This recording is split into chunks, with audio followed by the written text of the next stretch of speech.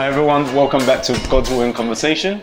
And so what was the benefits that you've felt or had from exercising? So many. Yeah. I actually quit smoking. Oh yeah, Yeah, you did? I Yeah. did. So I was a smoker. Yeah. That's what you say. And I started doing the fitness stuff with you in June, I think it was. It was June. summer, it was hot. Yeah, it was really so hot. Yeah. So that was difficult to do training and have the hottest days that we had. Yeah.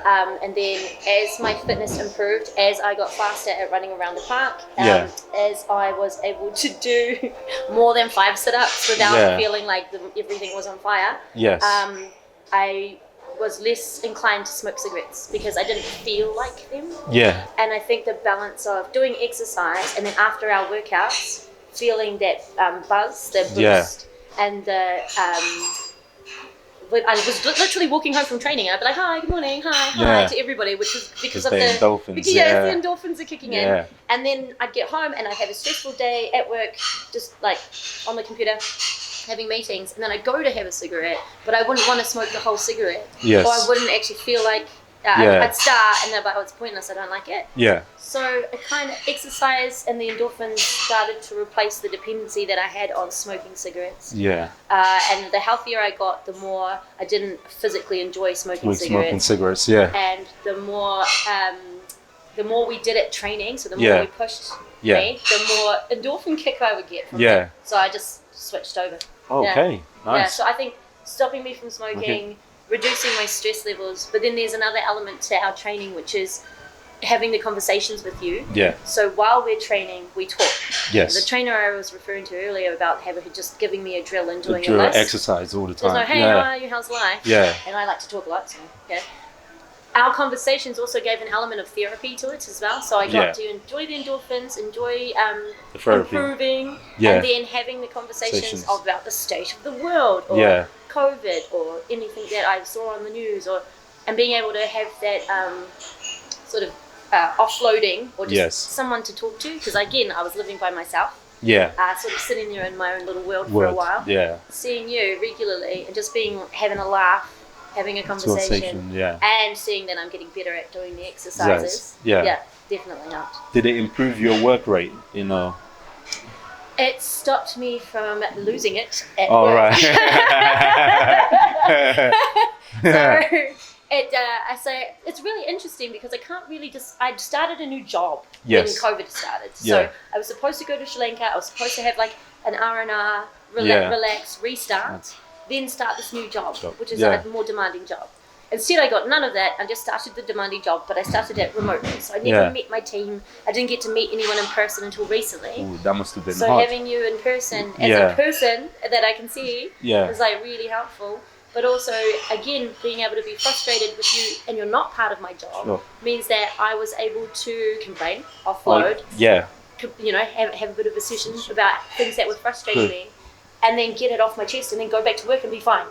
Oh. So I would save up. So I wake up in the morning and be like, oh, I'm so angry about work. And then I'm like, it's okay, I've got training today. So I'd go to see you and go, rah. And then I get back to work and I'd be happy. And the endorphins obviously help as well. But because I got it off my chest. You're therapy. You're my therapy. Do you feel like it's important if you have a PT to also have a PT that you can have a conversation with? Oh yeah. It's not just about training. Yeah, definitely. So I think when we did that first training session and there was I don't think I joked as much as I joke with you now. Yeah. I definitely was reserved on the don't be too intense because you might scare them away but when you're having a conversation and I'm saying what muscle is this? I still don't know the names of the muscles, but chicken wing and all those things. Yeah. Having the ability to get to know you, then you build trust. Yeah. Having those conversations as well. Having a laugh and having a sense of humour, it means I can also tell you when I'm physically not feeling completely up to it, or if I've got a pain, or if I've got something, or something's hard. Whereas if I didn't have a conversation with you and I didn't get to know you, then I wouldn't tell you, and then I wouldn't come back. I know. Yeah, because if I wasn't able to communicate with you as clearly as I can, which we do, and it's great, then I wouldn't trust you. So then I would just like, oh well, that was a waste of time. Yeah, and I feel that that's how you build trust and that's how you maintain clients. For us PTs, for a long period of time. Yeah. Oh yeah, because it's a relationship. Yeah, it is. Definitely, because it's a trusting. Yeah. I don't know if you enjoy hanging out with me, but Oh, I enjoy hanging out with you. I do. I do. From the benefits from having you as a personal trainer, again, I think a knowledge on like how I work and how I'm working and how to be challenged. I like the way that you encourage me because you aren't like that drill sergeant trainer. You're not like that. Yeah. You've gotten to know me. We can have a laugh, and it's about it's like building up that trust, and then hearing we've got another element where I get to hear your perspective on things. Or I genuinely want to know, like, ask your advice about health stuff. Yeah. Diet, no, I don't listen so much. Like, I'll ask you about it, but I don't really do it. Yeah. So I'm 50-50. And then there's another layer, which is our conversations about London, UK, the world, like my experiences, politics, your experiences, because I'm from New Zealand and you're from here. Yeah. So when we come together, we've got two totally different backgrounds. But we can have the most amazing conversations. I love it. So that's amazing. Yeah. It's amazing, and that's one of the things I found quite great about you, that you're very open and we are able to talk about everything. Everything. Get off your chest. I know. Was it 2 days ago? She was giving me advice. She was giving me a sex education. Perspective from the woman's perspective. Yes. Yeah, which was great. I learned from it. All right. So with exercise, do you feel like now you can live without it, or without the PT? Without you? Oh no, not without me. Just I think about it all without the time. training. Part of my life. So I clicked onto this really early. No, not that early. Maybe 3 months into it, when I started to enjoy it. I was walking to training. So I walk half an hour to training. We do training, then I walk home. And then the walking to training, I think about life, and sometimes what we're going to talk about. And I realized that I can't stop, because once I stop, I'll go backwards. And I went, it's a trap, but it's a good trap, like it's a happy trap. But it's like, once you start, you can't stop. It needs to have a baseline of some form of fitness in your life. Now, I can change from PT to some other form of fitness, like cycling or something, but you need to have a baseline, because then it keeps you. And it's because I've seen so much. I've seen progress. Like I'm getting better at fitness, strength, all those things. I don't want to drop back down to where I was when I first started. Like think about taking 6 minutes to run around the running cycle that I do. I can do it in like a minute and a half now, or 2 minutes. I don't want to do it in 6 minutes again. So it is a lifestyle change. It's not huge, groundbreaking. I just know my baseline is here. I don't want to drop back below it. So I need to do at least some form of exercise. And if I take a week off, then I know I need to jump back onto it again. So then I'm like, would I ever stop seeing you as a personal trainer? Probably not, because I really need you to motivate me. Because I'm kind of really bad at motivating myself.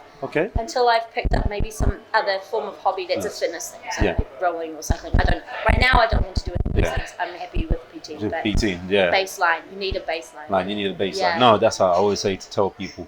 It's not about how you start, it's how you continue going and how you finish. And once you're done, you just want to maintain it. Like you don't want to drop, and I don't want to be like in the gym 5 days a week. Like you doing all the jumpy, pushy, uppy, whatever things. Like, I can't even do it tonight. That's okay. I don't like. I can't fit that into my lifestyle, because I work IT, I work in consultancy. I'm busy with the work stuff, the networking stuff. 2 times a week, maybe 3 times a week, working out. Cool. I'd have to kind of change things around if I was going to try and do 5 days a week. But now this is perfect. I mean, could I change things around? I probably could change things around. I could go out less, do less drinking. But like we said before, balance. Me happy. And I think when we do our training sessions, though, you've increased the reps, the rates, and the types of exercise we're doing, like the not burpee that I do. And when I started, I hated burpees, and now I do them and it's fine. So it's progressing. But that I remember the first time you did a burpee, you had the head rush. You said it was a half burpee, and it turns out it was just a whole burpee. But you tricked me in a good way.